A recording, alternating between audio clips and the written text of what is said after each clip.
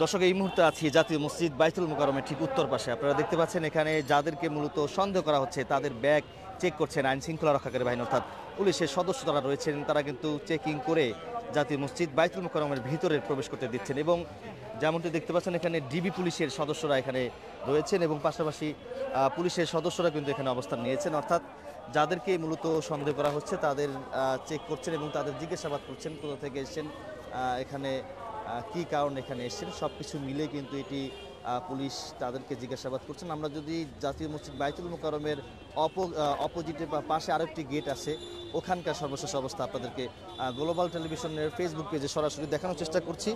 আপনারা দেখতে পাচ্ছেন আরও দুইজন যুবককে কিন্তু দাঁড় করিয়েছেন।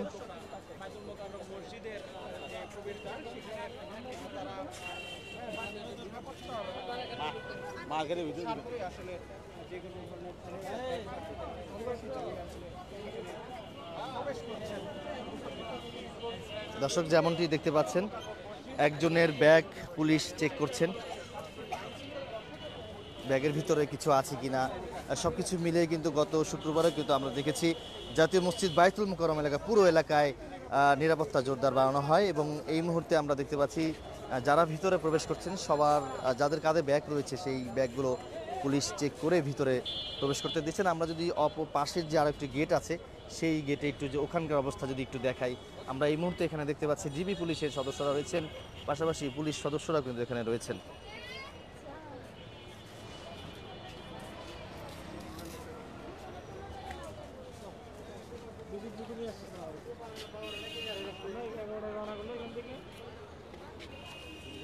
পবিত্র মাহে রমজানের আজকে জুমা, শেষ জুমা পবিত্র মাহে রমজানের, তো সেই জুমার পর এখানে ইসলামিক সংগঠন বিক্ষোভ মিছিল করার কথা, তো সেই বিক্ষোভ মিছিল ঘিরেই মূলত আজকে জাতীয় মসজিদ বাইতুল মোকাররমে এইখানে পুলিশের যে নিরাপত্তা সেই নিরাপত্তা কিন্তু বাড়ানো হয়েছে। পুরানা পল্টন মোড়ে একটি রায়ট কার, একটি জলকামান ও কয়েকটি প্রিজন ভ্যান কিন্তু এখানে প্রস্তুত রাখা হয়েছে, এমনটি কিন্তু আমরা দেখেছি। এবং যদি এই পাশটিতে দেখাই, এখানে দেখতে পাচ্ছেন পুলিশের গাড়ি রয়েছেন, সামনে ফুটওভার ব্রিজটি রয়েছে, সেই ফুটওভার ব্রিজ থেকে একটু সামনে অর্থাৎ পশ্চিম দিকে ওখানে কিন্তু একটি প্রিজন ভ্যান প্রস্তুত রাখা হয়েছে।